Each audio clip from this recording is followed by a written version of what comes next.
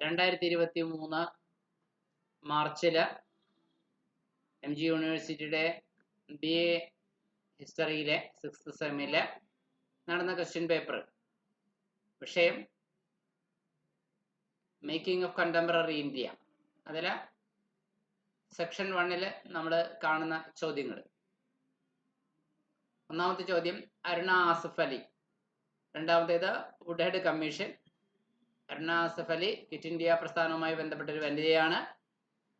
രണ്ടാമത്തേത് Woodhead commission, Bengal പട്ടിണിയെ സംബന്ധിച്ച് പഠിക്കാനായിട്ട് ബ്രിട്ടീഷ് ഗവൺമെന്റ് നിയോഗിച്ച ഒരു കമ്മീഷനാണ് വുഡ്ഹെഡ് കമ്മീഷൻ. അതുപോലെ തന്നെ മൂന്നാമത്തേത് depressed class federation. Doctor BR Ambedkar, Bhimrao Ramji Ambedkar, അദ്ദേഹം രൂപീകരിച്ച ഒരു അധസ്ഥിത വിഭാഗത്തിന്റെ ഒരു ഫെഡറേഷനാണ് ഡിപ്രസ്ഡ് ക്ലാസ് ഫെഡറേഷൻ. നാലാമത്തേത് ജാർഖണ്ഡ് മൂവ്മെന്റ്. ജാർഖണ്ഡ് വനപ്രദേശത്തെ ആദിവാസികളുടെ പ്രത്യേകമായ ഒരു സംസ്ഥാനവും പ്രത്യേകമായ ഒരു ട്രൈബൽ എത്തനിസിറ്റിയും അവർക്ക് നൽകണമെന്ന് വിചാരിച്ചുകൊണ്ട് അവർ ജാർഖണ്ഡിന് വേണ്ടിയിട്ട് രൂപീകരിച്ച ഒരു മൂവ്മെൻ്റാണിത്. നെഹ്റുവിയൻ ഡെവലപ്മെൻറ്റ് മോഡലിനെ തള്ളിക്കളയുന്ന ഒരു മോഡലാണ് ജാർഖണ്ഡ് നിവാസികൾ സ്വീകരിച്ചത്. കൂടുതലും ആദിവാസികൾ അടങ്ങുന്ന കുറേയൊക്കെ ബീഹാറിൻ്റെയും കുറേയൊക്കെ ബംഗാളിൻ്റെയും ഒക്കെ ഒറീസയുടെയും ഒക്കെ ഭാഗമായിട്ട് വരുന്ന ഒരു പ്രദേശമാണ് ജാർഖണ്ഡ് എന്ന് പറയാം. അഞ്ചാമത്തത് ഇൻഡോ ചൈന വാർ. ആറാമത്തത് Mahalanobis model. Indo China war 1962 India China യുദ്ധത്തെക്കുറിച്ചാണ് എങ്കിൽ ആറാമത്തേത് മഹാലാനോബിസിന്റെ മോഡലാണ്. നെഹ്റു അത് മഹാലാനോബിസിന്റെ മോഡൽ സ്വീകരിക്കുകയും ചെയ്തു. നമുക്ക് ആദ്യം അരുണ ആസിഫ് അലിയെ കുറിച്ച് നോക്കാം. ആരാണ് Aruna Asaf Ali? Aruna Asaf Ali was A prominent Indian freedom fighter, educator, publisher and political activist.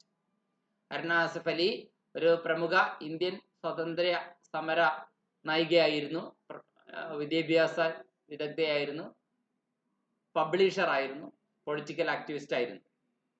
എന്തിനാണ് അവർ അറിയപ്പെട്ടത്? ഏറ്റവും ആദ്യം അറിയപ്പെടുത്തിയത് സ്വാതന്ത്ര്യ സമരത്തില് 1942 ക്വിറ്റ് ഇന്ത്യ പ്രസ്ഥാനം നടക്കുന്നത്. ബ്രിട്ടീഷുകാരുടെ ഇന്ത്യ വിട്ടു പോകാൻ ഗാന്ധി ആവശ്യപ്പെടുന്ന ശക്തമായ സമരമാർഗങ്ങളാണ് വേൾഡ് വാർ നടക്കുന്ന സമയം.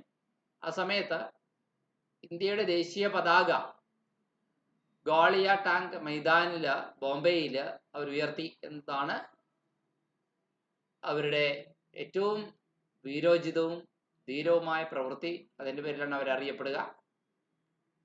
ഇന്ത്യയുടെ ഗ്രാൻഡ് ഓൾഡ് ലേഡി, ഇന്ത്യൻ സ്വാതന്ത്ര്യ സമരത്തിന്റെ ഗ്രാൻഡ് ഓൾഡ് ലേഡി എന്നാണ് ഇവരെ വിളിപ്പേര് ഉള്ളത്.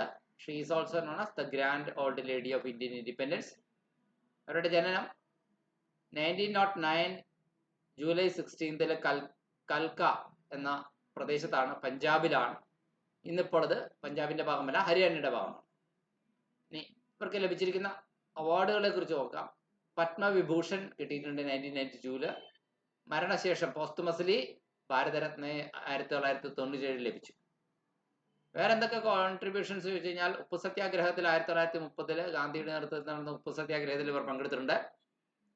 1932 ഹങ്കർ സ്ട്രൈക്കിന്റെ ഭാഗമായിട്ട് ഇവർ ഹങ്കർ സ്ട്രൈക്ക് നയിച്ചിട്ടുണ്ട്. തിഹാർ ജയിലിലെ തടവ് പുള്ളികളുടെ അവസ്ഥ മെച്ചപ്പെടുത്താൻ വേണ്ടിയിട്ടുള്ള ഒരു സമരമായിരുന്നത്. സ്വാതന്ത്ര്യത്തിന് ശേഷം ഡൽഹിയുടെ ആദ്യത്തെ മേയറാകുകയും ചെയ്തു അരുണ ആസിഫ് അലി. സ്ത്രീകളുടെ അവകാശങ്ങൾക്കും സാമൂഹ്യ നീതിക്കും വേണ്ടി പൊരുതി കൊണ്ടേയിരുന്നു തുടർന്നും അവർ. ഇനി അവരുടെ legacy: her actions inspired future generations to fight for freedom and equity. സ്വാതന്ത്ര്യത്തിനും സമത്വത്തിനും വേണ്ടി പൊരുതാനായിട്ട് വരും തലമുറയെ അവർ പ്രചോദിപ്പിച്ചുകൊണ്ടേയിരുന്നു. ഇനിയും അവരെ കുറിച്ച് കുറച്ച് ഡീറ്റെയിൽസ് പറയുകയാണെങ്കിൽ, she was a member of the Indian National Congress and Congress Socialist Party. Indian National കോൺഗ്രസിന്റെയും കോൺഗ്രസ് സോഷ്യലിസ്റ്റ് പാർട്ടിയുടെ അംഗമായിരുന്നു. She was arrested in 1931 and not released under the Gandhi Irwin pact. 1931 അവരെ അറസ്റ്റ് ചെയ്തെങ്കിലും ഗാന്ധി ഇർവിൻ ഉടമ്പടി ഉണ്ടാകുന്നവരെ അവർ വിട്ടയച്ചില്ല. പിന്നീട് Gandhi Irwin പാക്ടിന്റെ സമയത്ത് which stipulated the release of all political prisoners, എല്ലാ രാഷ്ട്രീയ തടവുകാരെയും വിട്ടയക്കാൻ ഗാന്ധിയും ഇർവിൻ പ്രഭുവുമായി ഉണ്ടാക്കിയ ഉടമ്പടി പ്രകാരം അങ്ങനെ ആണ് ഇവരെ വിട്ടയച്ചത്. She was forced to go into hiding after British police searched for her. British police ഇവരെ അന്വേഷിച്ച് നടക്കുന്ന സമയത്ത് ഇവർ ഒളിവിൽ പോകേണ്ടി വന്നു. ആ സമയത്ത് കോൺഗ്രസ് പാർട്ടിയുടെ ഇൻകിലാബ് എന്ന മാഗസിൻ അവർ ആരംഭിച്ചു. അത് എഡിറ്റ് ചെയ്യുന്ന ജോലി അവർ ഏർപ്പെട്ടു. അതുപോലെ തന്നെ ഒരു അണ്ടർഗ്രൗണ്ട് റേഡിയോ സ്റ്റേഷൻ ആരംഭിച്ചു. അതുപോലെ തന്നെ വുഡ്ഹെഡ് കമ്മീഷൻ ആണ് രണ്ടാമത്തെ ചോദ്യം വരുന്നത്. എന്താണ് വുഡ്ഹെഡ് കമ്മീഷൻ? 2 മാർക്കിന്റെ ചോദ്യമാണ്. ഇന്ത്യയിലെ ബംഗാളിൽ ഫാമിൻ ഉണ്ടായി, ക്ഷാമം. ബംഗാൾ ക്ഷാമത്തെക്കുറിച്ച് പഠിക്കാൻ നിയോഗിക്കപ്പെട്ട കമ്മീഷനാണ് വുഡ്ഹെഡ് കമ്മീഷൻ. ഇവിടെ കാണുന്നത് വുഡ്ഹെഡ് കമ്മീഷൻ എന്നല്ല, ഈ കാണുന്ന രണ്ടാമത് കാണുന്ന ഈ ഇദ്ദേഹം, എടുത്തു നിന്ന് രണ്ടാമത് കാണുന്ന ഇദ്ദേഹം വേവൽ പ്രഭുവാണ്. ഒരു ക്ഷാമബാധിതരായ ആളുകൾക്ക് വേണ്ടിയിട്ട് ഒരു അടുക്കള സംഘടിപ്പിച്ചിരിക്കുന്നതിൻ്റെ ചിത്രമാണിത്. അന്നത്തെ വൈസ്രോയി ആയിരുന്നു ആർച്ചിബാൾഡ് വേവൽ. എന്തുകൊണ്ട് Woodhead commission also known as the famine inquiry commission. ഈ ക്ഷാമം നടന്നു, 3 ലക്ഷത്തോളം ആളുകൾ ഏറ്റവും ചുരുങ്ങിയത് ഈ ക്ഷാമത്തിൽ കൊല്ലപ്പെട്ടു ബംഗാളിൽ. സെക്കൻഡ് വേൾഡ് വാറിന്റെ സമയമാണ്. അന്നേരം ബ്രിട്ടീഷ് ഗവൺമെന്റ് അപ്പോയിന്റ് ചെയ്ത ഒരു കമ്മീഷനാണ് Woodhead commission. 1944 to investigate the 1943 Bengal famine. 1943 Bengal ക്ഷാമത്തെക്കുറിച്ച് അന്വേഷിക്കാൻ. ഇതിന്റെ പർപ്പസ് എന്താണെന്ന് വെച്ച് കഴിഞ്ഞാൽ the commission was tasked with investigating the cause of the famine. എന്തുകൊണ്ട് ക്ഷാമം ഉണ്ടായി, ആൻഡ് എപ്പിഡമിക്സ്, പകർച്ചവ്യാധികൾ ഇന്ത്യയിൽ ഉണ്ടായി, പ്രത്യേകിച്ചും ബംഗാളിൽ, particularly Bengal, and to recommend ways to prevent their recurrence. ഈ ക്ഷാമം ഇനി ആവർത്തിക്കാതിരിക്കാനായിട്ടുള്ള വഴികൾ റെക്കമെൻഡ് ചെയ്യുന്ന രീതിയിലായിരുന്നു. ഇനി members, the commission was chaired by sir John Woodhead. ഇതിന്റെ ചെയർമാനായിട്ട്, ഈ വുഡ്ഹെഡ് കമ്മീഷന്റെ ചെയർമാനായിരുന്നു sir John Woodhead. And included Hindu and Muslim representatives. ഹിന്ദു പ്രതിനിധികളും മുസ്ലിം പ്രതിനിധികളും ഇതിൽ ഉണ്ടായിരുന്നു. അതുപോലെ തന്നെ ന്യൂട്രീഷൻ എക്സ്പെർട്ട് ആയിട്ടുള്ള സർ മനിറ്റാൽ നാനാവതിയും ഉണ്ടായിരുന്നു. ഇനി ഇതിന്റെ ഹിയറിങ്സ്, ആരിൽ നിന്നൊക്കെ ഹിയറിങ്സ് എടുത്തു എന്നുള്ളതാണ്. ഈ വുഡ്ഹെഡ് കമ്മീഷൻ ന്യൂഡൽഹിയിൽ 1944 കണ്ടുമുട്ടിയത് കുറെ ആളുകളെയാണ്. പിന്നെ അവിടെ നിന്ന് ബംഗാളിലേക്ക് യാത്ര തിരിച്ചു. ഇന്ത്യയുടെ പല ഭാഗങ്ങളിലും ഇവർ സഞ്ചരിച്ചു. ഏകദേശം 130ഓളം സാക്ഷികളെ, ക്ഷാമത്തിന് സാക്ഷ്യം വഹിച്ച ആളുകളെ പറയുന്നത് കേട്ടു. ഇൻ ക്യാമറയിലാണ് അത് കേട്ടത്. ഇനി വുഡ്ഹെഡ് കമ്മീഷന്റെ ആ റിപ്പോർട്ട് എന്തായിരുന്നു എന്നതാണ് അടുത്തതായിട്ട് നമ്മൾ നോക്കുന്നത്. അതായത് the commission's report was published in May 1945. 1945 മെയ് മാസത്തിലാണ് ഈ കമ്മീഷന്റെ റിപ്പോർട്ട് പബ്ലിഷ് ചെയ്തത്. It was controversial. അത് വളരെ വിവാദപരമായ ഒന്നായിരുന്നു. With some denouncing it as a white wash.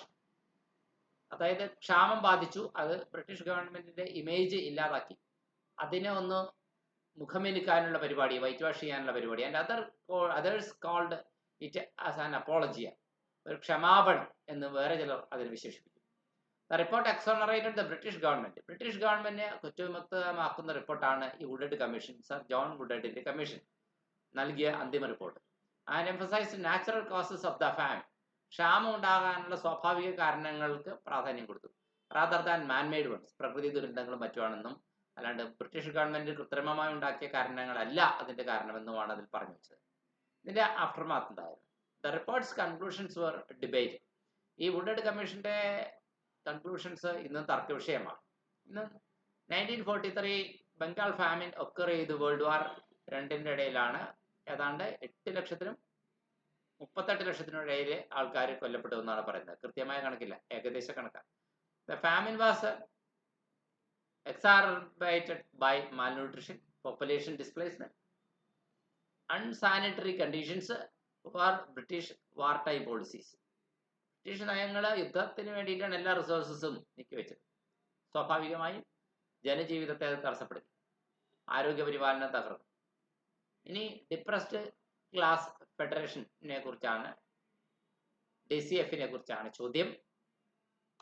Doctor Bhimrao Ramji Ambedkar ആണ് All India Depressed class Association DCF 1930 ആരംഭിച്ചത്. ഇതിന്റെ ഉദ്ദേശ്യം, purpose was to ensure fair representation for scheduled caste in India's decision making bodies. ഇന്ത്യയിലെ തീരുമാനമെടുക്കുന്ന ജനപ്രതിനിധി സഭ എന്ന് പറയുന്ന ലോക്സഭ പോലുള്ള ഇന്നത്തെ ഏകദേശം ആ മോഡലിലുള്ള സ്ഥാപനങ്ങളിലൊക്കെ പട്ടിക വർഗക്കാർക്ക് പ്രാതിനിധ്യം വേണം എന്ന് ഉറപ്പുവരുത്തുന്നതിന് വേണ്ടിയിട്ട് രൂപീകരിച്ച അസോസിയേഷനാണ് ഡിപ്രസ്ഡ് ക്ലാസ് അസോസിയേഷൻ 1930-ലാണ്. ഇതിന്റെ ലക്ഷ്യം എന്തായിരുന്നു? Goal was to demand separate electorates for the depressed class in India.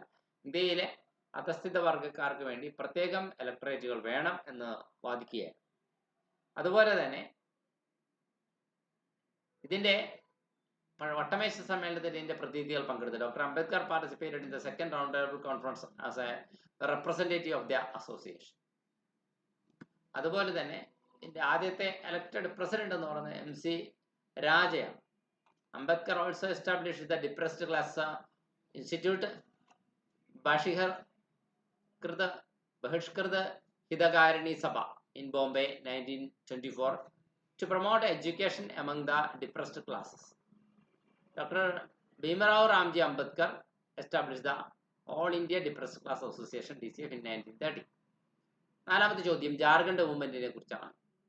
Jharkhand എന്ന വാക്കിന്റെ അർത്ഥം ഫോറസ്റ്റ് റീജിയൻ എന്നാണ്. It applies to a forested mountains plateau region in east India. കിഴക്കൻ ഇന്ത്യയിലുള്ള മൗണ്ടനസ് ആയിട്ടുള്ള പ്ലാറ്റ്യൂ റീജിയൻ, അതായത് പീഠഭൂമി പ്രദേശത്തിനെയാണ് ഇത് ഉദ്ദേശിക്കുന്നത്. The time dates at least 16th century.